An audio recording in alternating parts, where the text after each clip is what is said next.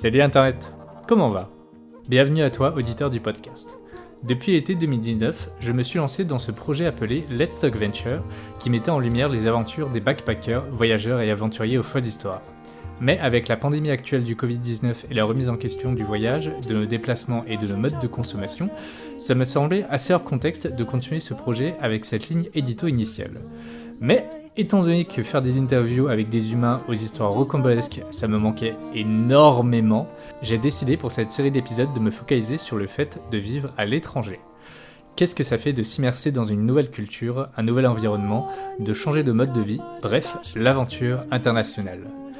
Voici donc mon interview avec Charline, jeune femme partie vivre 5 mois pour un service volontaire européen en Moldavie afin de venir en aide aux réfugiés politiques. D'avance, je m'excuse de la qualité sonore un peu moins bonne durant cet épisode, on a fait ça à distance, et on a fait ce qu'on a pu. Je te laisse donc mettre tes écouteurs, glisser ton téléphone dans ta poche et vaguer à tes occupations.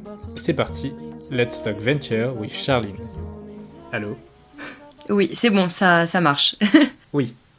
Est-ce que toi, du coup, t'as commencé à enregistrer, toi? C'est bon? Oui, c'est bon. Ok. Bonjour Charline. Bonjour.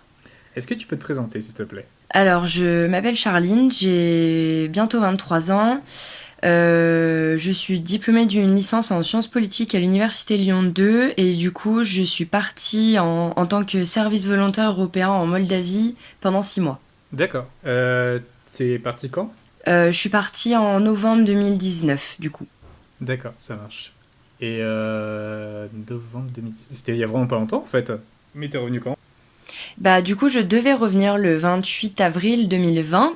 Et comme il y a le Covid qui est arrivé entre-temps, et bah du coup je suis rentrée le 21 mai et j'ai été rapatriée. Le 21 mars. D'accord, ok. Bon, au final, t'es resté 5 mois à peu près. C'est ça. Ouais. Est-ce que tu peux me raconter pour quelle raison t'es parti là-bas? Alors de base, c'était parce que après ma licence, je voulais faire une année de césure parce que dans les licences de sciences politiques qui sont quand même assez générales, on n'a pas trop d'expérience professionnelle en fait dans le domaine dans lequel on veut travailler. Et en tout cas moi personnellement ça n'incluait pas de stage et je voulais avoir une expérience professionnelle dans mon domaine entre guillemets. Donc j'ai commencé à me documenter sur un peu tous les types de volontariat, services civiques qui peuvent exister, il y en a énormément. Et au final j'ai trouvé le SVE. Alors c'est sûr que donc service volontaire européen. Alors c'est sûr que la Moldavie c'est pas le pays qui m'a le plus attiré, on va dire ça comme ça, parce qu'il proposait aussi notamment des missions au Cambodge, au Laos, c'était des pays qui m'attiraient beaucoup plus. Et puis en fait je me suis centrée sur la mission qu'on me proposait, donc moi je devais travailler avec des réfugiés politiques et participer à leur intégration là-bas. Du coup en fait j'ai pris cette option et ce pays-là plus par rapport à la mission qu'au pays en lui-même et au final je suis pas déçue du tout. Donc voilà, c'est comme ça que ça s'est fait. Après c'est tout un système de candidature comme pour le service civique en France où il faut expliquer pourquoi est-ce qu'on pense être bon pour cette mission, comment on voit les choses, comment on pourrait être utile, etc. Et au final, derrière, c'est l'ONG, parce qu'en fait, c'est majoritairement dans des ONG qui sélectionnent les candidats, et du coup, moi, c'est eux qui m'ont sélectionné, et c'est comme ça que je suis partie. D'accord, ok. Trop cool. Pour les personnes comme moi qui sont très mauvaises en géographie, la Moldavie, c'est en... Alors la Moldavie, c'est situé entre la Roumanie et l'Ukraine. C'est un tout petit pays qui fait à peu près la taille de la Normandie. C'était une province roumaine De la jusqu'à... Normandie? C'est la taille de la Normandie, ouais, à peu près. Waouh. Ouais, non, c'est un tout petit pays. Donc c'était une province de la Roumanie en fait jusqu'à la chute de l'URSS. Et ensuite Oui. ils se sont déclarés indépendants. Bon, c'est un pays où la géopolitique, on va dire, est assez compliquée. Parce qu'en fait, donc la Moldavie est un pays qui est divisé plus ou moins, on va dire, en trois. Il y a la partie qui est nord-ouest, qui va être, en incluant la capitale, qui va être moldave, indépendante, ou alors à la limite pro-Roumanie, mais c'est quand même assez rare. Il y a une partie à l'est qui est une enclave russe qui s'appelle la Transnistrie, qui est un peu un point stratégique pour la Russie, notamment par rapport à la mer Noire, parce que ça leur permet d'avoir une mainmise en fait un peu sur les nouveaux accords que l'OTAN a voulu mettre en place, et comme la Russie ne fait pas partie de l'OTAN et n'aime pas l'OTAN, ça leur permet d'être un peu dans une région du monde qui leur donne un accès à la mer Noire facilité, donc c'est un enjeu stratégique pour eux. Et le sud de la Moldavie est plutôt pro-turc parce que c'est la région la plus riche, qui s'appelle la Gagaouzie. Bon, voilà, on ne dira rien sur le nom, mais qui en fait reçoivent des subventions de la Turquie, donc ça leur permet de se développer parce que c'est un pays qui est hyper pauvre. Donc du coup voilà, le pays est à peu près divisé en trois. Il n'y a pas vraiment d'unité nationale alors que le pays est très petit. D'accord, ok. Déjà, ça, ce qui me vient à l'esprit, c'est que tu as dit t'es arrivé là-bas pour la période de novembre. En termes de Ouais. météo, ça va. Et ben en fait en termes de alors on est tombé sur un hiver où on a eu de la chance. Je dis on parce que je suis Ouais, partie avec ma meilleure amie, je précise, parce que je vais toujours ouais. dire on, donc voilà. On a eu de la chance parce que c'était un hiver qui était apparemment chaud, parce qu'on a eu que jusqu'à -15 à peu près. Ça a vraiment été une fois vraiment vraiment hard. Sinon honnêtement ça a toujours à peu près tourné autour des zéros. Euh, du coup voilà, donc non en fait en termes de froid, bah pour nous notre expérience ça va, mais les locaux nous ont dit que d'habitude ils avaient de la neige à peu près jusqu'aux genoux et que ça allait jusqu'à -25, -30 quoi. Ce qui est assez extrême. Oui. C'est Bah, fou. c'est un climat qui est, en fait, en termes de latitude, on est à peu près au même niveau que la France, sauf que comme c'est Ouais, un climat qui est continental, c'est très sec, et du coup, ouais. bah, du coup, quand il fait froid là-bas, il fait beaucoup plus froid que chez nous, oui. Tu peux me décrire à peu près la vie qu'ont les habitants là-bas? Alors, c'est très différent. Nous, on a vécu dans la capitale, donc, qui s'appelle Chisinau, Mhm. qui s'écrit Chisinau, mais qui se dit Chisinau. Donc, dans la capitale, on va dire que ça va. C'est vraiment typiquement URSS, donc c'est vraiment des blocs gris qui s'enchaînent. Voilà, les bâtiments ne sont pas peints, les routes sont pleines de nids de poules. Globalement, on peut pas rouler bien vite parce que bah les routes ne le permettent pas, les trottoirs ne ressemblent à rien. Enfin voilà, on va dire qu'en ville ça va parce qu'il y a quand même des transports en commun, il y a quand même des commerces. Enfin à peu près partout, donc ça va. Les gens ont une vie, les gens en ville sont assez, je vais pas dire pour les jeunes de la génération, on va dire dans les 20-40 ans, ils cherchent bien à s'habiller parce que bah, c'est une façon un peu pour eux de se mettre en avant parce que du coup voilà, effectivement, ils sont tellement pauvres que c'est un enjeu social en fait pour eux de vraiment se mettre en avant au niveau de leur façon de s'habiller. Donc en hiver quand il faisait très froid et malgré les trottoirs où il y a des trous partout, on a quand même vu des filles en talons avec des mini-jupes, enfin ça empêchait pas quoi. Donc dans la ville, c'est comme ça reste correct. Tout le monde n'a pas une voiture parce que le permis est très compliqué à avoir là-bas, mais il y a quand même des transports en commun qui sont assez bien développés. Enfin moi j'ai trouvé. Donc la vie est à peu près normale, enfin normale, à peu près comme nous, on va dire. Alors que par contre, dès qu'on sort de la ville et de la capitale, il y a deux autres grosses villes en Moldavie, donc qui est Balt au nord et Comrat au sud, où là pareil la vie est assez similaire à la nôtre, enfin plus ou moins, mais ça va. Alors que par contre, dès qu'on va dans les villages, c'est vraiment quand je dis que c'est la campagne, c'est vraiment que c'est la campagne, c'est-à-dire que c'est des maisons, voilà, qui tiennent, on sait pas trop comment. C'est des routes qui ne sont absolument pas goudronnées, c'est que de la terre. Et en fait, la Moldavie, au-delà des villes, c'est un grand rien. Après, il y a rien. Il y a des villages où il y a peut-être des fois, il va y avoir que 4 maisons. Enfin, il n'y a pas de point touristique à proprement parler. C'est pas un pays qui est axé dans ce sens-là, donc le tourisme n'est pas du tout une source de revenus. Et oui, en dehors, dans les villages, c'est des routes pas goudronnées, c'est des maisons vieilles. Des fois, ils n'ont pas accès à l'eau, donc il faut qu'ils aillent chercher l'eau au puits. Ça arrive qu'il n'y ait pas d'électricité, ça arrive qu'il n'y ait pas de chauffage, voilà quoi. D'accord. Je sais Typiquement, pas ta si j'ai trop mission. répondu à la question, mais Si, si, si, c'était très bien comme réponse. C'est un peu. C'est triste à dire, tu vois, mais c'est les clichés cinématographiques qu'on a de l'Europe de l'Est, genre URSS, Roumanie, campagne, ce côté un peu froid, glacial, où la vie marche lentement et où malheureusement les gens ne sortent pas dans la rue pour chanter des chansons comme dans Anastasia le film. Mais non mais oui non mais c'est ça oui. ouais, d'accord. Du coup, ta mission, t'as dit, c'était d'aider des réfugiés politiques. Ouais. Tu peux en dire un peu plus? Alors du coup, moi je travaille dans une ONG qui s'appelle donc le Charity Center for Refugees, qui est donc une ONG qui travaille avec l'ONU, enfin l'agence des Nations Unies pour les réfugiés, je crois qu'on dit comme ça en français, et le ministère de l'Intérieur là-bas. Qui du coup cherche à majoritairement obtenir des fonds parce que du coup je le redis, mais comme c'est un pays qui est très pauvre déjà pour leur propre population, accueillir des réfugiés c'est pas je vais pas dire que c'est pas culturel, mais ils ont déjà pas d'argent pour eux, donc c'est pas de l'égoïsme, mais c'est juste une forme de fatalité de se dire déjà que nous on peut pas, enfin on n'a pas accès à tout, comment est-ce que vous voulez qu'on aide des gens, voilà. Donc ça a été assez controversé moi pour les locaux que j'ai rencontrés quand je leur expliquais ce que je faisais. Ils me disaient mais en fait non, les réfugiés il faudrait les renvoyer chez eux. Nous on peut absolument pas les aider. Enfin vous pensez qu'on a les moyens? Non mais regardez, on arrive déjà parfois pas à se nourrir. Enfin voilà, c'était. Alors au début c'est sûr que c'est marquant, puis avec du recul, on peut comprendre dans un pays où ils ont déjà pas accès à grand chose, effectivement, qu'est-ce qu'ils peuvent apporter aux réfugiés? Bah, pas grand chose non plus, quoi.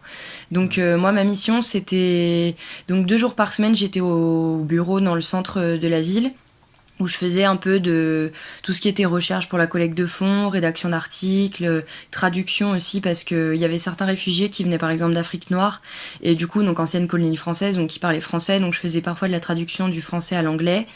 Et sinon, les 3 autres jours de la semaine, j'étais au donc centre d'hébergement temporaire pour les demandeurs d'asile. Et là, c'était de la distribution des repas, du soutien en cours de langue. Il y avait une salle avec des vêtements de seconde main. Donc pareil, quand ils avaient besoin de... Parce que par exemple, ceux qui viennent d'Afrique n'ont pas forcément un manteau quand ils arrivent là-bas, ce qui est plus ou moins nécessaire quand même en hiver. Donc ils proposaient des manteaux, des pantalons, enfin voilà, des vêtements qui étaient donnés par d'autres associations, ou voire même récoltés par l'ONU ou le ministère et qui étaient distribués directement, donc gratuitement. Donc voilà, je faisais à peu près ça, je m'occupais des enfants aussi.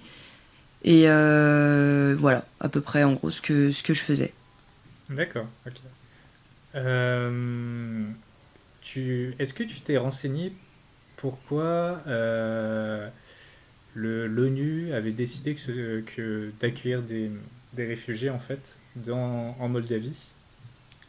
Alors en fait, c'est pas tant qu'ils décident de les accueillir, c'est plus que pour les réfugiés, c'est plutôt un pays de passage parce D'accord. que en fait, les 3 quarts veulent accéder à l'Europe, et une fois qu'on est en Moldavie, on est en frontière de l'Union européenne.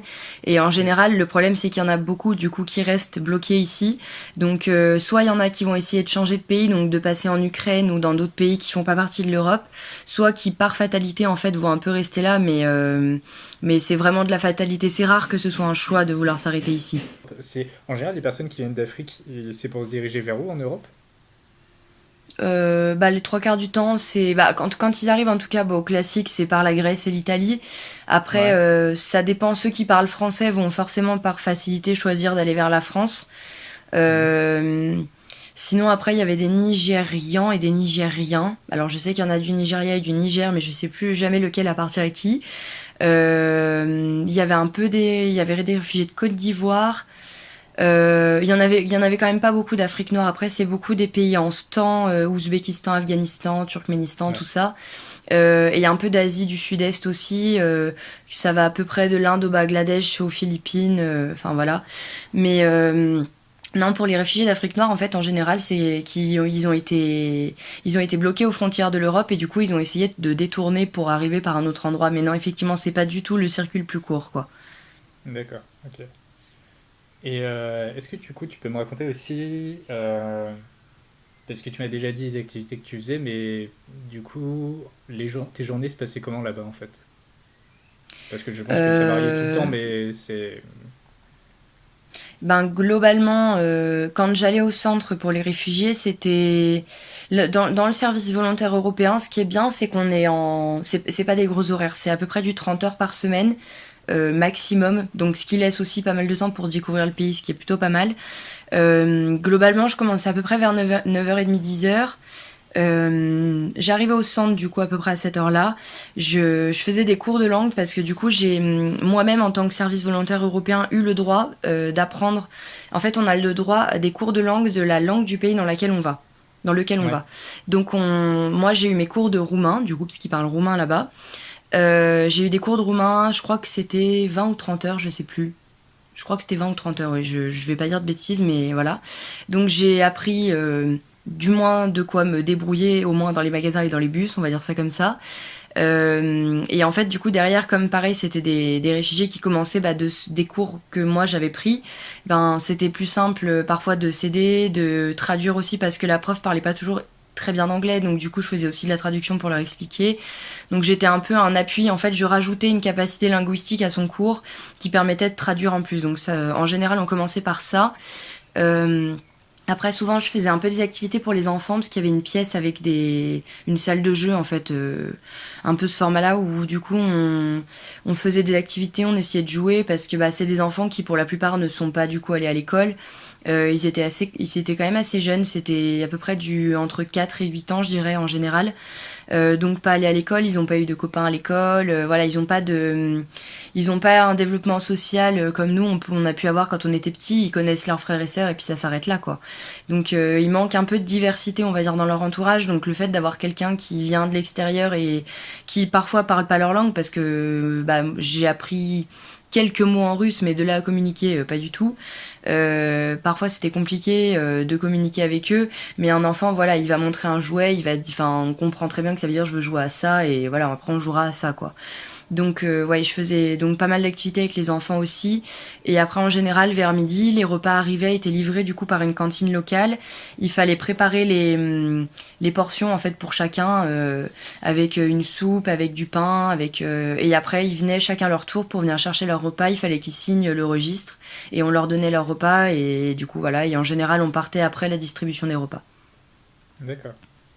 Du coup, ça te ça faisait combien d'enfants à peu près avec qui tu t'occupais? Alors c'est assez variable parce que du coup ça dépend.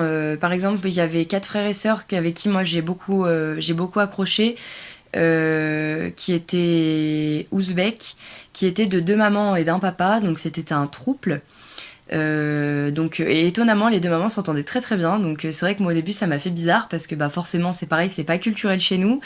Donc ouais, les mamans s'entendaient très très bien et en fait ces enfants-là, cette famille-là s'est vue refuser l'asile du coup par la Moldavie, donc ils ont dû partir.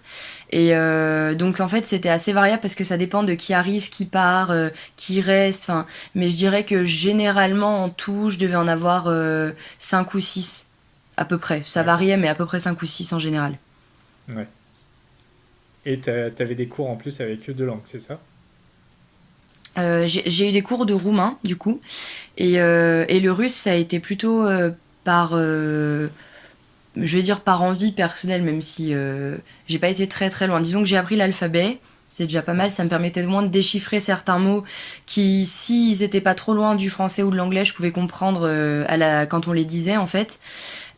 Après voilà bonjour, merci, au revoir, déjà c'est déjà assez long à apprendre en russe. euh, et puis c'est compliqué du coup de progresser parce que comme on part vraiment de la langue, en roumain ça allait parce qu'on a eu des acquis jusqu'à à peu près un niveau A1, A2, on va dire ça comme ça. En russe, comme ça a vraiment été du moi personnellement, c'est en fait un ami à moi qui m'a aidé à apprendre l'alphabet, à savoir à peu près déchiffrer quelques mots et voilà, on va dire apprendre à compter jusqu'à 10. Enfin voilà, ça a été assez restreint, mais c'est vrai que bon déjà en l'espace de 5 mois s'améliorer en anglais, parler roumain et parler russe, bon voilà, je me suis un peu je me suis un peu évadée dans toutes les langues quoi. Une autre question qui me vient comme ça un peu en désordre, c'est comment ça s'est passé ton arrivée là-bas? Déjà, comment ça s'est Euh, passé là, quand t'as appris que t'allais partir là-bas aussi?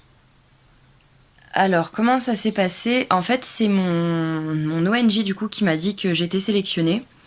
Ouais. En fait, ce qui se passe, c'est que dans le service volontaire européen, en fait, c'est ce que je trouve assez bien pour des jeunes, par exemple comme moi, qui avaient envie de partir, mais comment dire, moi je sais personnellement que à ce moment-là, j'aurais pas été assez téméraire pour partir seule avec un sac à dos. J'adorais le faire un jour, mais j'étais réaliste et je me disais, pour l'instant, tu n'es pas capable de faire ça. Voilà. Et l'avantage du service civique européen, c'est que en fait, on est encadré avant, pendant et après. Ouais. Donc en fait, moi j'ai une organisation d'envoi française qui s'appelle Eurasianet, qui est située à Marseille, du coup qui s'est chargée en fait de me... C'est sur leur site que j'ai trouvé ce volontariat. Donc par le... Bon, en gros, c'est des organismes comme le Corps européen de solidarité, c'est géré par la Commission européenne et c'est la Commission européenne qui propose des activités professionnelles comme celle-là pour des jeunes entre 18 et 30 ans à peu près. Euh, donc j'ai trouvé ce volontariat sur leur site internet. Derrière, j'ai été contactée par mon organisation d'accueil du coup en Moldavie, donc qui est celle qui gère en fait un peu les arrivées, les appartements, la pocket money comme ils disent en gros parce que du coup on est payé tous les mois à hauteur du coup du niveau de vie du pays dans lequel on est. Donc nous par exemple en Moldavie comme le niveau de vie est très bas, on était payé 150 euros par mois, mais du coup en termes de ratio par rapport à la vie du pays, ça suffisait largement pour vivre. Donc ça incluait la nourriture, les transports en commun et l'argent de poche en fait, activités un peu autres. Donc c'est en fait c'est l'organisation d'accueil qui gère tout ça. Donc après il faut remplir les contrats par rapport du coup à l'argent avec tous les renseignements classiques pour partir. Il y a une assurance du coup internationale parce que la Moldavie n'étant pas dans l'Union européenne, la carte d'assurance maladie européenne ne marche pas. Donc il fallait une autre assurance indépendante qui du coup était fournie en fait par l'organisme européen qui nous envoyait. Donc voilà, c'est comme ça que ça s'est fait. Moi en fait je l'ai pas su très longtemps avant de partir. Je crois que j'ai su peut-être un mois ou 3 semaines avant de partir que j'allais là-bas et que j'étais prise officiellement. Donc ça a été très rapide. Normalement, de ce que j'ai compris, on est censé avoir des sessions un peu formatives avant de partir pour pas être trop choqué, parfois trop pas avoir le mal du pays en arrivant, etc. En fait, au final, nous, on n'a pas eu ça. Euh, on est parti un peu direct de but en blanc comme ça. L'aller a été assez compliqué, enfin le retour aussi d'ailleurs, parce que du coup ça a été rapatriement, mais l'aller a été assez compliqué parce qu'on a loupé notre correspondance, parce que notre premier avion avait du retard. Donc on s'est retrouvé à prendre un autre avion pour aller dormir dans l'aéroport d'Istanbul parce que notre vol n'était que le surlendemain. Bref, ça a été le bobins quoi. Donc on a mis plus de 24 heures à arriver là-bas. Et en fait, à l'arrivée, on est venu, donc notre responsable de notre organisation d'accueil est venu nous chercher à l'aéroport, nous a emmenés dans notre appartement parce que du coup, l'organisation d'accueil loue des appartements à des propriétaires dans la ville et en fait affecte les volontaires qui arrivent en fonction de là où il y a de la place. Donc nous, on a eu de la chance, on a été logés à deux du coup avec ma meilleure amie dans le même appartement. Et donc il y avait un appartement qui nous était affilié et dans lequel on est arrivé. Ils nous y ont emmenés directement, nous ont expliqué un peu, voilà, le internet ça marche comme ça, les téléphones ça marche comme ça, le magasin pour la nourriture il est là, vous avez le week-end pour vous adapter et lundi vous allez au boulot. D'accord. Voilà, en gros c'est à peu près comme ça que ça s'est fait. C'est un bon programme, ça marche bien. Ce premier week-end, du coup, ça s'est passé comment? Ça s'est passé qu'au début on a dormi parce que comme on avait pas trop dormi à l'aéroport d'Istanbul quand même, on a beaucoup dormi. Le dimanche, on s'est dit bon que voilà, c'était quand même le début de l'aventure, la nouvelle expérience, qu'il fallait quand même qu'on aille visiter un peu les alentours. Donc on est parti dans le centre-ville, on a pris un bus en sachant pas trop où on allait atterrir, mais du coup on est arrivé au centre et on a un peu fait typiquement les touristes, voilà, à prendre des photos, c'est une nouvelle vie, on découvre. Voilà, on se disait malgré tout, j'avoue que c'était pas très très beau parce que c'est pas pareil, c'est pas un pays d'esthétisme, mais ouais, on a un petit peu visité, on s'est fait un petit peu le centre-ville, et comme c'était un dimanche, on s'est rendu compte qu'en fait là-bas le dimanche, comme chez nous, n'existe pas, ils travaillent tous les jours de la semaine, peu importe, il n'y a pas de jour off, donc on pouvait très bien aller faire nos courses le dimanche aussi, c'était pas un problème. D'ailleurs, on y allait souvent le dimanche, qu'il y avait moins de monde. Donc tous les magasins sont ouverts, donc on a pu faire le tour, un peu regarder voilà les différentes boutiques, comment ça se présentait là-bas, les différents magasins, un peu la nourriture aussi parce que au début la nourriture c'est pas évident de s'y adapter quand on connaît pas du tout. Alors il y avait quelques produits qu'on reconnaissait quand même, mais ceux par exemple sur lesquels c'est écrit en cyrillique, voilà, on savait pas trop si on achetait du lait ou de la crème. Enfin c'est bête, mais c'est vrai qu'au début voilà il faut un temps de d'adaptation et puis au final voilà, on a un peu visité, on s'est un peu fait au premier code, on va dire, et derrière, le fait d'avoir des collègues du coup au travail qui étaient des locaux, en général, quand on avait une question, quand on était perdu, c'était vers eux qu'on se tournait pour qu'ils nous expliquent comment ça marche et pour pas passer trop pour des ovnis dans cette société, quoi. Ça faisait longtemps qu'ils proposaient ce service de volontariat international? Alors en Moldavie, je crois, je ne suis plus sûre, mais il me semble que les accords datent soit de 2011, soit de 2014. Parce que du coup, comme c'est pas un pays de l'Union européenne, Ouais. ils ont accès au volontariat européen parce qu'ils ont des accords avec l'Union européenne sur des accords commerciaux. Donc c'est comme ça qu'ils ont pu bénéficier en fait de cet avantage-là, parce que du coup le principe aussi en général, bon, c'est moins flagrant dans des pays comme en Allemagne et tout, mais le principe du volontariat, c'est d'aller aider un pays soit à se développer dans le cadre de la Moldavie où c'est quand même relativement pauvre, soit à mettre en place comment dire, l'idée c'est un peu d'apporter une touche d'un autre pays avec une vision du coup qui n'est pas la même. Et en fait la question qu'on nous pose en général c'est un peu toi avec ta vision de français, d'anglais, de tout ça, comment tu interviendrais sur telle situation au vu de l'éducation que tu as reçue et de ta façon de voir les choses. C'est un peu cet apport là qui recherche le côté un peu qui les aide à s'ouvrir, et pour moi en tout cas encore plus dans mon volontariat qui était quand même assez tourné vers l'étranger, de voir quelles étaient les différentes approches qu'on pouvait utiliser pour résoudre un problème, quoi. D'accord. Et du coup, oui, ils le prenaient très bien. Enfin, ils vous ont vraiment très bien accueilli par rapport à ça. Du coup, comment ils réagissaient? Alors ça dépend. Au niveau de mes collègues, j'ai été très bien accueillie. Ouais. Ça a été sincèrement mes mentors du début à la fin, parce que bah voilà, comme je disais, quand j'avais une question, même quand on voulait partir visiter d'autres choses, comment on fait pour aller là-bas, eh ben il faut que tu ailles à tel endroit, prendre tel bus, machin. Donc ça c'était vachement bien. Au niveau des réfugiés, ça a été un peu plus compliqué au début pour moi, parce que, alors déjà, je suis blonde. Il n'y a pas de blond là-bas, ni dans la communauté locale, ni dans la communauté réfugiée. Donc déjà, c'est marqué sur ma tête que je ne suis pas d'ici. Donc ça m'a un peu porté préjudice. Et en fait, le problème, c'est que moi, j'arrive dans un centre du coup où bah, les trois quarts des femmes sont voilées, ou enfin voilà, en tout cas, ont une culture qui est quand même plus poussée côté Moyen-Orient que côté européen, parce qu'elle venait beaucoup, voilà, comme je disais, Afghanistan, Ouzbékistan, tout ça. Et moi, j'arrive, non seulement je suis blonde, mais en plus je me maquille, et en plus je mets des jeans slim, enfin voilà, donc je suis typiquement le cliché qui déteste. Donc au début, ça a Ah été bon? assez compliqué de... Bah c'est... Comment dire, pour eux, je suis provocante en fait pour eux. Parce que Ah, d'accord. voilà, comment dire, je cherche à me mettre en avant. C'est des femmes qui ne se maquillent pas. Et puis comme c'était pas comme en France en France le voile où on ne voit que les yeux est interdit, alors que là-bas pas du tout. Donc il y en avait beaucoup où en fait on voyait que leurs yeux. Donc moi j'arrive complètement découverte, blonde, les cheveux lâchés. Enfin voilà, clairement ça va pas quoi. Donc au début j'ai un petit peu fait face à des remarques. Bon, c'est un peu gênant parce que bah moi je viens pour. En fait, il y a un quiproquo parce que moi je viens pour les aider. Je suis contente d'être là, je suis contente de découvrir leur culture. Et eux, ils se disent bah oui, je suis là pour les aider, mais en même temps, enfin voilà, comment tu t'habilles, t'es quand même gonflé en fait. C'est un peu ça le message que je ressentais au début. Surtout qu'encore une fois, je leur dis mais il y a la barrière de la langue, donc c'est pas facile de se comprendre non plus. Donc voilà, ça a été un peu compliqué. Je me suis pris quelques réflexions, comme par exemple, tu viens nous voler notre mari. Non. Enfin voilà, il y a eu des moments un peu gênants comme ça. Au fur et à mesure, je pense que voilà, il leur fallait le temps de m'appréhender et le temps que je les appréhende aussi, parce que bah voilà, on est des gens qui viennent pas de ce pays. On se retrouve dans un pays qui n'est pas le nôtre, et on a des cultures qui sont complètement aux antipodes. Donc forcément, il faut bien qu'à un moment donné, on apprenne à vivre ensemble, quoi. Donc ça, c'est au bout de, je dirais, un mois et demi, ça allait mieux. Mais c'est vrai que les premiers temps, j'étais pas très à l'aise quand j'y allais, ouais. Et puis pareil, c'est bête, mais les prénoms, se rappeler de qui vient d'où. Ils étaient une trentaine à peu près. Donc entre celui qui vient de Russie, celui qui vient de l'Ouzbékistan, celui qui vient du Nigeria, celui qui... Enfin voilà, c'est un peu... faut tout imprimer très vite, c'était un peu compliqué. Mais c'est le seul, on va dire, problème un peu d'intégration que j'ai eu. Mais du coup, c'était pas avec les locaux, c'était avec les réfugiés. Plus. D'accord.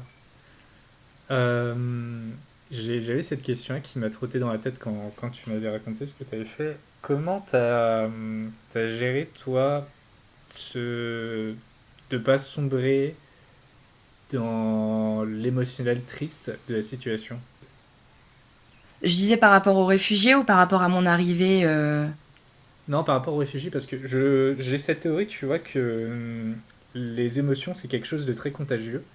Et d'être entouré de personnes qui sont dans une situation triste, en fait, euh, qui sont pas forcément tristes dans leur quotidien, mais d'être dans cette situation où tu es entouré que de personnes qui ont perdu tout. Qu'est-ce que tu ressens en fait par rapport à ça?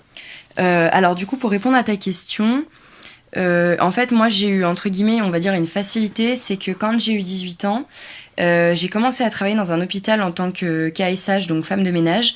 Mais malgré tout, j'ai fait face à énormément de personnes avec des maladies graves, beaucoup de personnes voilà, avec des situations familiales très compliquées. Et en fait, comme j'y ai travaillé pendant 3 ans, et ben ça m'a permis d'apprendre à prendre cette distance justement et à bien faire la séparation entre travail et vie personnelle. Ouais. Et sincèrement, je pense que c'est ce qui m'a le plus aidé vis-à-vis des réfugiés, parce que même si effectivement on peut jamais être complètement détaché de la situation, disons que ça aide à pas effectivement sombrer dans ce côté éponge émotionnelle où on prend tout ce qu'il y a autour et qu'en fait ça nous touche, alors que c'est triste certes, mais il faut arriver à faire la différence, parce que sinon bah comme je disais, voilà, ils étaient une trentaine, si on prend 30 histoires horribles et qu'on se les approprie, le lendemain on n'y retourne pas, quoi. Donc il faut avoir cette capacité de détachement qui est pas toujours évidente. Moi, là où j'ai le plus de mal, c'est vraiment avec les enfants, justement, parce que je me dis, voilà, regarde dans quoi t'as grandi, t'as toujours eu un toit, t'as toujours eu à manger dans ton assiette, t'as eu des copains à l'école, des parents qui t'aimaient, et t'as des enfants où, disons que même si on le sait, vivre avec et vraiment y faire face, c'est quand même pas la même chose. Et quand j'ai su que pour les enfants dont je parlais tout à l'heure, leur demande d'asile avait été refusée, ça m'a fendu le cœur, parce que je me suis dit, voilà, ça faisait 2 ans qu'ils étaient dans ce pays, qu'ils étaient en attente, mais au moins ils s'étaient trouvé une stabilité, ils s'étaient instauré un quotidien, il y avait quelque chose qui s'était créé, et là il faut qu'ils recommencent encore quelque chose ailleurs pour je sais pas, 4e fois, enfin voilà, c'est assez compliqué, mais en fait on est plus ou moins obligé de se blinder. Et puis pareil, il y a certaines fois où il y a des questions où voilà, il faut garder cette distance. Moi, il y en avait beaucoup qui me disaient, parce qu'il y en avait qui avaient à peu près mon âge, qui me disaient, est-ce que je peux prendre ton numéro, parce que comme ça, quand j'ai des questions, quand j'ai des inquiétudes, je préfère parler avec quelqu'un qui a à peu près mon âge, ça me rassure. Mais en fait, au niveau professionnel, on n'a pas le droit de... Moi, si ça tenait qu'à moi, je l'aurais fait, hein. Je leur aurais redonné mon Facebook, mon WhatsApp, je leur aurais tout donné, je crois. Mais en fait, on peut pas, et on est obligé de garder cette distance. Et mes collègues veillaient bien à ce que moi, je ne sombre pas, du coup, que je ne m'effondre pas par tout ce que j'entendais, et que je garde mes distances. Voilà, dès le début, quand je suis arrivée, j'ai dû signer une charte, j'ai dû faire un test, voilà, enfin, ils m'ont pas balancé là-dedans comme ça, aveuglément, en se disant, ça va le faire. Non, non, je reste, je pense, quand même assez jeune. Effectivement, comme tu disais, c'est pas toujours évident, donc j'ai été relativement bien suivie et encadrée aussi à ce niveau-là, donc c'est cool. Et ta pote, ça va aussi? Elle a été suffisamment blindée par rapport à ça? Alors, mon amie, elle travaillait pas dans le même... parce que du coup, dans le service volontaire européen, on a plein de missions différentes qui existent. Donc, autant t'as des jeunes qui travaillent avec des animaux, autant t'en as qui travaillent avec des réfugiés, il y en a qui travaillent avec des personnes autistes, malades, enfin, il y a de tout. Et elle travaillait avec des personnes qui étaient... Alors, entre gros guillemets, en soins palliatifs, parce qu'en Moldavie, le soin palliatif... Bon, ça dépend comment on le voit. Donc des personnes en fait en fin de vie, voilà, qui avaient un cancer et qui étaient plus ou moins condamnées. Elle a eu beaucoup du mal au début, parce qu'elle a beaucoup été dans les familles, parce qu'il n'y a pas de service de soins palliatifs dans les hôpitaux là-bas. C'est vraiment les gens en fait sont logés chez eux, et c'est horrible ce que je veux dire, mais en fait ils attendent la fin. Enfin voilà, il n'y a pas de place dans les hôpitaux, il n'y a pas assez d'hôpitaux, donc ils sont chez eux avec leurs femmes et leurs enfants, s'ils ont la chance d'être entourés. Et en fait, elle, son organisation, enfin son ONG, c'était plusieurs unités médicales qui partaient dans le pays et qui allaient rendre visite en fait aux personnes, pour voir comment ça évoluait, comment elles allaient, pour leur apporter un soutien moral, leur apporter leurs médicaments, etc. Donc elle, au début, elle a beaucoup voyagé dans la Moldavie pour aller voir ces différentes personnes. Et c'est vrai que, comme c'était au tout début aussi, et que comme je disais tout à l'heure, dans les campagnes, c'est loin d'être la même chose qu'en ville. Nous, on a déjà eu un choc quand on est arrivé dans la ville, mais quand elle est partie dans les campagnes, qu'elle a vu l'état des maisons dans lesquelles les gens vivaient, et en plus, l'état dans lequel les gens étaient, c'est vrai que ça a fait beaucoup. Donc, au début, ça a été compliqué. Et après, pareil, elle a pris du recul sur la situation en se disant, voilà, je suis là pour aider, je vais faire de mon mieux, mais de toute façon, par la fatalité des choses, ces gens-là sont condamnés. Donc c'est l'idée, comme les soins palliatifs ici, de les accompagner au mieux vers la mort, en essayant de les soulager le plus possible et de les aider, quoi. Mais ouais, non, D'accord. c'est pas toujours évident comme mission quand même. Ça marche. Changement total de registre et je pense, de ton, voilà. Changement de ton aussi. Tu faisais quoi de tes temps libres, du coup? Alors, mon temps libre, en fait, on avait de la chance parce que déjà, on était une très grosse communauté de volontaires européens en Moldavie, ce qui est encore une fois assez incroyable pour un si petit pays. Mais je pense qu'en tout, on était à peu près une trentaine. Donc, déjà, j'ai rencontré énormément de gens de mon âge, encore une fois plus ou moins parce que c'est toujours entre 18 et 30 ans. Mais beaucoup voilà de personnes à peu près dans ma tranche d'âge qui travaillaient aussi dans dans différentes organisations. Du coup, bah, on était un gros groupe, donc c'était souvent, voilà, le week-end, on avait un groupe Facebook, on s'envoyait des messages, bah, on fait soirée dans tel appartement, bah, vous venez, on va dans telle boîte, bah, vous venez. Enfin voilà, c'était assez. Au niveau du soutien aussi, c'était vachement bien parce que quand on avait besoin que quelqu'un nous dépanne pour telle ou telle question, on s'envoyait un message. Enfin, il y avait un très bon échange et on était quand même un groupe vachement soudé. Et c'est honnêtement avec eux, je pense que j'ai le plus amélioré mon anglais parce que du coup on parlait anglais entre nous. Et j'ai rencontré des Danois, des Polonais, des Tchèques, des Grecs, des Espagnols. Enfin voilà, il y avait de tout. Donc c'était hyper multiculturel. C'est vrai que pour le coup, j'avoue que j'ai vraiment eu de la chance parce que entre les volontaires européens, mes collègues de travail qui étaient du coup des locaux et les réfugiés, moi j'ai eu droit à une mixité assez incroyable. Donc franchement, c'était génial. Euh, donc on s'occupait beaucoup comme ça. Après, comme pour tout travail, on cumule des jours de congé. Et par exemple, pour Nouvel An, on est parti à Bucarest, du coup en Roumanie, parce que bah, on n'était pas très loin, donc quitte à faire.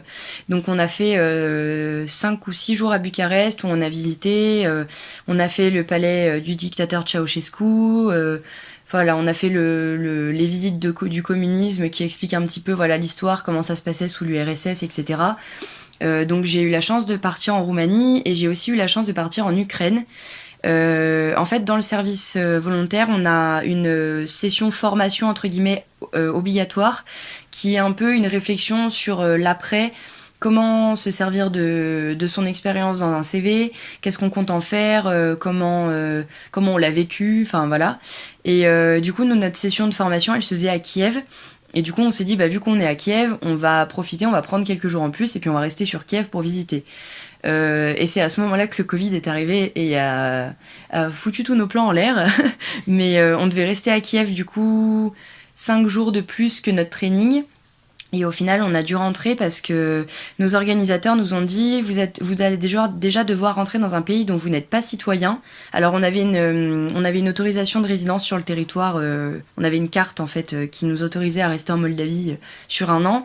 Mais par contre, ouais, il fallait qu'on rentre du coup de l'Ukraine à la Moldavie, donc d'où on n'était pas citoyen. Et c'était au moment où Macron a fait son discours sur l'Europe ferme ses frontières, mais par contre, les Français qui veulent rentrer pourront rentrer. Donc on savait pas trop où est-ce qu'on se situait. Nous, on voulait pas du tout rentrer en plus à ce moment-là parce que comme on avait un très très mauvais accès à l'information en Moldavie, on se rendait pas du tout compte. Le Covid, c'était enfin, moi, je savais de ce que me disaient ma mère et mes amis, mais je me disais, ils sont en France, ils ont le nez dedans, donc forcément, ils ont peur. Nous, il y avait bah, pas énormément de cas, parce que c'est pas un pays très touristique, donc c'est sûr que tout de suite, ça va moins vite. Mais on se rendait vraiment compte de rien. Donc, du coup, quand on était en Ukraine, on avait prévu de rester à Kiev, on voulait aller à Tchernobyl, on avait pris un guide, enfin, on avait tout réservé. Et au final, au dernier moment, on a dû tout annuler, on est rentré en Moldavie, et c'est 2 jours après que l'ambassade de France nous a appelés en nous disant, les gars, il faut rentrer chez vous, parce que là, ça commence à craindre, quoi. Donc voilà, donc ça a été la fin de l'Ukraine, la fin de la Moldavie, la fin de tout. Ah, merde. C'était quand ça? C'était avril? Et ben je suis rentrée le 21 mars, donc c'était le week-end d'avant. Bah c'est pas compliqué, il y a un samedi où j'étais à Kiev et le samedi d'après j'étais à Lyon. Voilà, D'accord. ça s'est fait très vite. C'était pas du tout prévu comme ça, donc c'était aux alentours je dirais entre le 15 et le 18-19 mars à peu près. D'accord. Ça va. Donc on avait notre formation et derrière voilà tout est allé très vite et on a dû tout annuler quoi. Ouais, ouais, j'imagine. Du coup, ces autres services civiques qui étaient d'autres pays, ils faisaient à peu près les mêmes missions que toi ou chacun avait totalement des missions différentes, tous? Alors moi, j'étais la seule à travailler dans mon ONG. Ouais. Après, il y en avait qui travaillaient ensemble. Il y avait quelques fois des volontaires qui travaillaient dans le même organisme, donc qui étaient ensemble les trois quarts du temps. Globalement, comme je disais, c'est assez varié. C'est vraiment, ça va du chenil aux personnes autistes, aux personnes en situation de handicap. Enfin voilà, il y a vraiment de tout. Il y en avait qui travaillaient à la chambre du commerce, d'autres qui travaillaient dans des ambassades. Enfin, c'est très varié et c'est pour ça aussi je trouve que c'est assez intéressant parce qu'en fait finalement, peu importe un peu si on fait ça en tout cas comme moi dans le cadre d'une année de césure ou même en recherche un peu de qu'est-ce qu'on a envie de faire et qui on a envie d'être, il y a quand même des missions sur à peu près tous les domaines. Je pense d'études ou d'orientation dans lesquelles on peut aller. Donc je pense que chacun peut y trouver son compte en fait. C'est un peu l'avantage de ce biais-là en fait. D'accord. Ok. Euh, Et du coup, tu as gardé contact avec les autres services, les autres volontaires qui étaient avec toi? Alors nous on a eu vraiment deux amis avec qui on était très proches. Bon voilà, on va être sur le cliché du français à l'étranger mais qui était français, qui était breton. Donc eux, avec eux, on était vraiment c'était vraiment les quatre, on était toujours ensemble, donc j'ai toujours contact avec eux et j'espère que je pourrai les voir cet été. Après, avec les autres volontaires, si on communique toujours un petit peu moins, j'avoue quand même, parce que c'est malheureux ce que je vais dire, mais par la fatalité des choses, et en plus avec la situation actuelle, on sait que si on veut se revoir, on n'habite pas dans les mêmes pays. Parfois, c'est des pays qui sont assez éloignés. Moi, j'ai eu un énorme coup de cœur sur un ami qui était lettonien, et le problème, c'est que voilà, il habite loin. Ça va être compliqué de se revoir, en tout cas dans les mois à venir, et encore plus avec l'histoire du Covid. Donc, c'est vrai qu'on garde contact, mais par la fatalité des choses. Voilà, c'est souvent des gens qu'on rencontre avec qui on passe un bout de notre vie, mais qu'on reverra peut-être pas forcément après. Alors par contre, mes deux amis bretons, c'est vrai que bon voilà, ils sont en France, donc c'est beaucoup plus facile. Et puis ça a été vraiment vraiment le gros noyau dur de tout le voyage. Donc ça, je pense que c'est une amitié Super. qui se défera pas. Mais pour les autres, c'est vrai que c'est un peu plus compliqué. Après, j'ai toujours contact aussi avec mes collègues. Parce que j'aimerais bien un jour y retourner quand même si j'ai l'occasion, parce que malgré tout je suis partie un peu à la volée quoi, donc j'ai pas clôturé mon contrat, j'avais des projets en cours que j'ai pas pu terminer, enfin voilà, ça a été un peu comme pour toutes les personnes qui étaient à l'étranger en même temps que moi, mais je veux dire voilà, il y a un peu une sensation de j'ai pas fini quelque chose, donc j'aimerais bien y retourner même si c'est l'année prochaine ou dans 2 ans, mais peut-être y retourner au moins une semaine ou deux, histoire de dire voilà, de revoir un peu mes collègues et tout. J'ai toujours contact avec eux parce que comme c'est un pays où les hospitalisations c'est pas trop ça, les hôpitaux c'est pas trop ça non plus, j'essaye de m'informer s'ils sont en bonne santé, si ça va pour eux, comment va leur famille. Donc voilà, on reste quand même assez en contact. D'accord, ok. Ils avaient quel âge du coup tes collègues? Je t'avais pas demandé ça. Ça dépend, mon directeur, je crois qu'il avait une soixantaine d'années. En fait, il était afghan et il a lui-même été réfugié politique en Moldavie et au final, c'est lui qui est devenu directeur de l'ONG dans laquelle je travaillais. Donc lui, il a vraiment vécu ce que c'est comme situation. Donc je pense que en termes de, enfin voilà, l'avoir en tant que directeur, je pense que c'était bien parce que lui au moins il savait de quoi il parlait. Globalement, ça tournait à peu près autour des 30 ans. Oui, à peu près, je dirais 30-40 ans. C'était quand même des personnes assez jeunes, hein. D'accord, ok. Euh, En termes de personnalité, tu peux me décrire un peu la population moldave? Alors là, c'est pareil, on va être sur un très gros cliché de l'Europe de Je sais, l'Est. mais c'est malheureusement c'est la manière de décrire. Mais après, c'est à toi de nuancer le machin. C'est ça le truc. Ouais. Alors, je dirais que c'est des gens qui sont très froids. De premier abord. En fait, nous, en tant que réfugiés, donc comme je disais tout à l'heure, je suis blonde, ma meilleure amie est blonde aussi. Donc quand on est arrivé là-bas, voilà, c'était vraiment inscrit qu'on n'était pas d'ici. Donc même dans le bus, enfin dans plein de situations, on savait que voilà qu'on n'était pas d'ici. Et en fait, au niveau des étrangers. Enfin, en tout cas, nous, le ressenti qu'on a eu, c'est qu'il y a vraiment deux façons de faire. C'est soit ils sont hyper étonnés parce que qu'est-ce qu'un Français viendrait faire en Moldavie? En fait, tu t'es perdu, pourquoi t'es là? Donc il y avait un peu les réactions en mode waouh, mais t'es étranger, mais c'est génial, mais pourquoi t'es là? Ah, mais on adore, machin. Et après, sinon, il y avait la réaction des personnes, je dirais un peu plus âgées. un peu réfractaire, bah on te connaît pas trop, on sait pas d'où tu viens, t'as pas trop la même culture que nous, on n'est pas fan. Voilà, donc on a vraiment eu les deux. Je dirais qu'au niveau des jeunes, donc jusqu'à 35-40 ans, les gens sont quand même assez accueillants. En général, ça peut varier, mais en général quand même assez. Il y a un côté où les personnes qui sont encore au lycée ou en fac vont être très très bons en langue, bien meilleurs que chez nous, parce qu'en fait comme ils savent qu'ils n'ont aucune opportunité professionnelle dans leur pays, parler anglais ou parler une autre langue c'est hyper important parce que leur objectif c'est de partir. Et il y a beaucoup de Moldaves qui, comme ils sont quand même encore beaucoup sous la coupe de la Roumanie aussi au niveau des accords et tout, cherchent à obtenir un passeport roumain, et qui dit passeport roumain dit passeport européen, donc derrière ils peuvent aller travailler où ils veulent. Donc il y a beaucoup de jeunes qui sont quand même tournés là-dessus. Après, au niveau de la population un peu plus âgée, ouais, c'est compliqué de communiquer avec eux, surtout que pour les trois quarts, c'est des gens qui ont été à l'école sous l'URSS, donc qui parlent russe et pas roumain. Alors là, c'est pareil, il y a un peu les deux. Il y a soit ceux qui veulent parler russe parce qu'ils ont appris le russe, soit ceux qui veulent absolument pas. Enfin, ils comprennent le russe, ils le savent, ils le connaissent très très bien. Mais quand on va leur parler russe, directement, soit ils vont se fermer, soit ils vont répondre en roumain. C'est un peu le côté, on n'a pas envie de se rappeler cette période, on n'a pas envie de parler cette langue, c'est pas des bons souvenirs, quoi. Donc il y a vraiment un peu les deux, c'est un peu compliqué. Quand on connaît pas la personne qu'on a en face de nous, on sait pas trop comment l'aborder. Après, dans les différences aussi, je dirais au niveau du restaurant. Alors le restaurant, c'est aussi quelque chose. Nous, on va au resto pour faire un moment convivial, on va manger, on va parler, on va... Voilà. Là-bas, ils vont au resto, ils ne parlent pas. C'est je mange, je suis avec toi, tu es en face de moi, c'est bien, mais je suis avec mon assiette et tu me laisses avec mon assiette, je ne communiquerai pas avec toi pendant que je mange. Donc quand nous on allait au resto par exemple, on passait pour des gros gens pas bien élevés. Enfin voilà, on rigolait, on parlait fort, et il y avait un silence dans beaucoup de restaurants. C'était quand même assez gênant. Dans les transports en commun, c'est pareil. Je veux dire, on va prendre le métro à Lyon à 7h. Bon, les gens, ils sont fatigués, ils vont pas parler, mais à 17h, ils sortent du travail, ils vont parler entre eux et tout. Là-bas, c'est pareil. Les gens ne parlent pas. Les gens vont parler en sortant du bus, mais pas dans le bus. Les couples ne vont même pas se tenir la main. Enfin, c'est...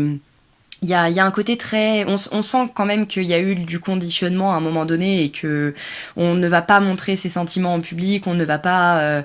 voilà, on n'est pas extraverti, quoi. Il faut qu'on reste un peu dans les cases et donc c'est vrai que nous, parfois, on passe un peu pour des éléphants dans un magasin de porcelaine. On arrive avec notre bonne culture française, on impose notre style alors qu'en fait, pas du tout. C'est pas comme ça que ça marche ici, donc... voilà, c'est pas des gens méchants, mais de premier abord, ils sont quand même assez introvertis, je dirais. Ouais, ça marche. Il y a une religion là-bas? Ouais, ils sont orthodoxes. Chrétien orthodoxe, d'accord, ça marche. Ouais, il y a énormément d'églises et de monastères qui sont d'ailleurs magnifiques. C'est à peu près le seul truc qu'il y a à voir là-bas, j'avoue. Mais il y a énormément de monastères qui sont magnifiques, ils sont très tournés sur les traditions, il y a un côté quand même où la religion est vachement présente. Moi, bah du coup, de par mon travail, je travaillais aussi avec des musulmans, mais les Moldaves en tant que tels, les trois quarts sont quand même chrétiens orthodoxes, ouais.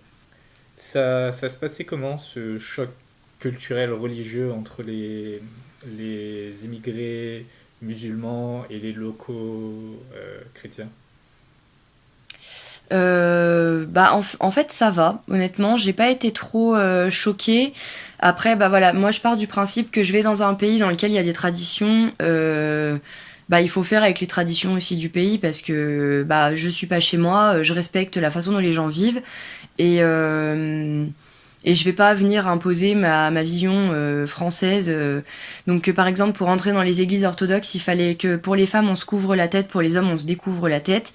Donc il y avait aucun problème. De toute façon, comme on y allait quand même en hiver, en général, on avait toujours une écharpe, donc on mettait notre écharpe sur les cheveux et puis voilà. Sachant qu'il y a des petites mamies un peu énervées qui sont souvent à l'entrée des églises et qui contrôlent bien le fait qu'on ne prenne pas de photos parce que c'est interdit de prendre des photos dans les églises et surtout qu'on se couvre bien la tête et qu'on n'ait pas de cheveux qui sortent, voilà. Donc moi je trouve que c'est la façon qu'ils ont de faire, donc je respecte. Donc voilà, fallait se couvrir la tête. Après avec les réfugiés, en fait ça allait, j'ai pas eu de gros chocs. J'ai pas eu de gros chocs en particulier. Il y a juste une fois où je me rappellerai, je pense que ça m'a marqué.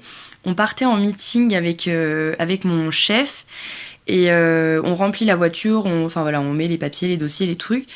Et au moment de monter dans la voiture, tout le monde va à l'arrière, donc moi je me dis bon bah je vais aller devant et je commence à ouvrir la portière pour m'asseoir côté passager et là mon chef, donc je rappelle qui est afghan, me dit ah non tu es une femme, tu montes derrière. Ah, alors là ça fait bizarre quand même.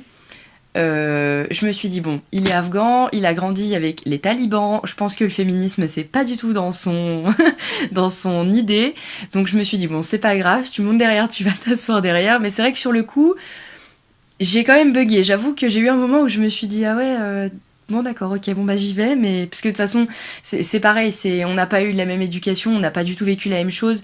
Je peux absolument pas parler de ce genre de sujet avec un homme comme ça. Enfin il a 60 ans. Enfin voilà j'ai envie de dire c'est complètement peine perdue.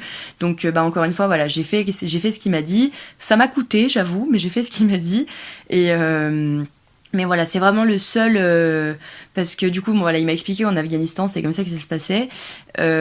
Après, voilà, c'est vraiment le seul truc vraiment qui m'a un peu fait bizarre. Sinon, sur le reste, ça m'a pas tant choqué parce que je pense qu'on est quand même assez multireligieux en France malgré tout. Enfin, moi, j'ai beaucoup d'amis qui sont musulmans, qui sont juifs. Enfin, voilà. Donc, j'avais quand même des connaissances un peu déjà sur ces religions, donc ça m'a pas posé problème spécialement en fait. D'accord, ça marche. On arrive presque à la fin et du coup, j'aime bien finir les interviews avec une histoire que j'appelle What the fuck. C'est-à-dire, est-ce qu'il y a eu un moment pendant tes 5 mois où tu t'es retrouvé dans une situation où tu t'es dit What the fuck, qu'est-ce qui est en train de se passer à part cette histoire de voiture avec ton chef. Il y en a eu beaucoup, des moments what the fuck. Wow, le plus compliqué, ça va être d'en choisir un, parce qu'il y en a vraiment eu beaucoup. Ouais. Je dirais... Allez, on va aller quand même au plus simple, mais je dirais que, en fait, je crois que c'est le premier ou le deuxième pays au monde où il y a le plus d'accidents de voitures. Les gens conduisent vraiment... Moi, on m'a demandé si j'avais envie de conduire en Moldavie. Non. Sincèrement, je préfère prendre le bus. Ils conduisent n'importe comment, il n'y a pas réellement de limitation de vitesse. Et en fait, voilà, s'il y a un feu rouge, si le monsieur veut passer au feu rouge, il passera au feu rouge. Il s'en fout complètement du feu. Quand on traverse la route, faut regarder 6 fois avant de traverser. Quand on traverse, faut courir. Voilà, il y a énormément de nids de poules, de trucs comme ça. Et en fait, c'est assez étonnant parce que du coup, les voitures, ça leur coûte très cher parce qu'ils n'ont pas le même niveau de revenu que chez nous. Et en fait, ils conduisent comme des fous. Donc, ils vont investir des crédits ou des fois, ils vont s'endetter à vie pour s'acheter une voiture. Et au final, ils vont faire n'importe quoi avec. Ils vont rouler comme des tarés. Ils vont faire des accidents. Enfin, moi, il y a quand même... Il y a un mec qui est mort en bas de chez moi pendant que j'étais là-bas, écrasé par une voiture. Et en fait, c'est complètement normal. Enfin, c'est normalisé. Ça arrive tellement souvent que ça choque plus personne. Donc, en fait, ils arrivent avec la pelleteuse, ils vont enlever le corps et puis on n'en parle plus, quoi. Donc voilà, c'est... Ouais, ça c'était vraiment what the fuck quand même. J'avoue que au niveau des voitures, y a, ouais, les taxis c'est pareil. Et des fois on rentre dans des taxis, il y a le pare-brise qui est à moitié pété. Et en plus on ne peut pas s'attacher dans les voitures. Parce que si on s'attache, on va sous-entendre au conducteur qu'il conduit mal. Et il va mal le prendre. Donc en fait il coupe les ceintures de sécurité. Mais voilà. Non. Donc ouais, c'est un... Si. Il n'y a pas de ceinture, ça n'existe pas. Ah bah, bon, bah non, mais tu m'étonnes qu'il y a autant de morts et d'accidents si jamais les mecs ils ont oui. Ouais, c'est pour ça qu'on n'a jamais loué de voiture, on a toujours pris le bus, c'était très bien. Waouh, ok, d'accord, ça marche. Ok, merci Charline. Est-ce que tu veux rajouter un dernier truc pour finir l'interview ? Non, je pense que j'ai à peu près fait le tour. J'espère que toi, ça a répondu à peu près à toutes tes questions et que tu arriveras à faire... à ressortir quelque chose avec ce que j'ai dit. Oui, non, globalement, si ton enregistreur marche bien, ça devrait être bon, mais cette qualité de visio a été un peu catastrophique, je t'avoue. Mais oui, c'est vrai. Merci beaucoup, Charline. Bah écoute, je t'en prie. Un grand merci à Charline d'avoir accepté de me laisser enregistrer cet épisode et surtout, merci à vous d'avoir écouté cet épisode jusqu'au bout. Vous pouvez retrouver d'autres épisodes de Let's Talk Venture sur YouTube, Apple Podcast, Deezer, Spotify, PodCloud, les archives d'internet et vos applis de podcast dédiés. Vous pouvez m'aider à faire grandir ce podcast en y mettant une note et un commentaire sur iTunes ou YouTube, mais surtout en partageant le podcast et en parlant autour de vous. Je compte sur vous. On se retrouve très vite pour de nouvelles aventures. Desabar sobre os homens. Menina, amanhã de manhã, quando a gente acordar, quero te dizer que a felicidade vai desabar sobre os homens, vai desabar sobre os homens, vai desabar sobre os homens. Na hora ninguém escapa, debaixo da cama ninguém se esconde, a felicidade vai desabar sobre os homens, vai desabar sobre os homens, vai desabar sobre os homens. Menina, ela mete medo, menina, ela fecha a roda, menina, não tem saída, de cima, de bando ou de lado. Menina, olhe pra frente, menina, todo cuidado, não queira dormir no ponto, segura o jogo, atenção de manhã.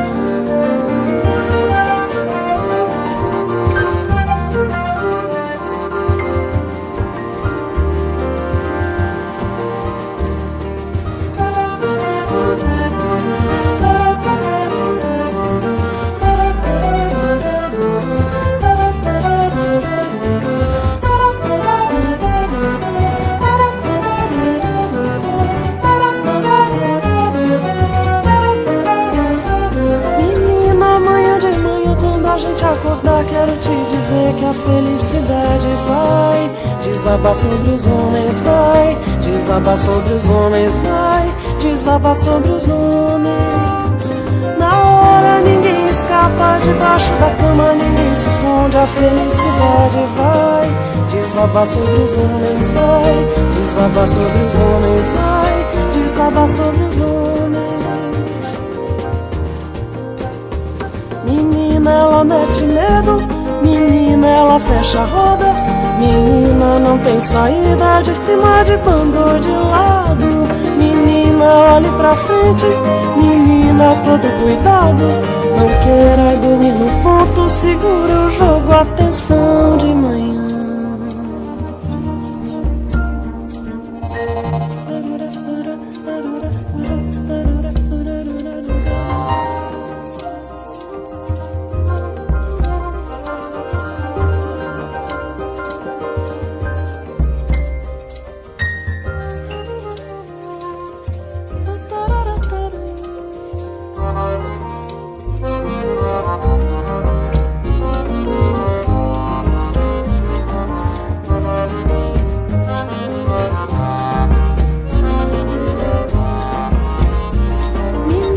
Felicidade é cheia de praça, é cheia de traça, é cheia de lata, é cheia de graça.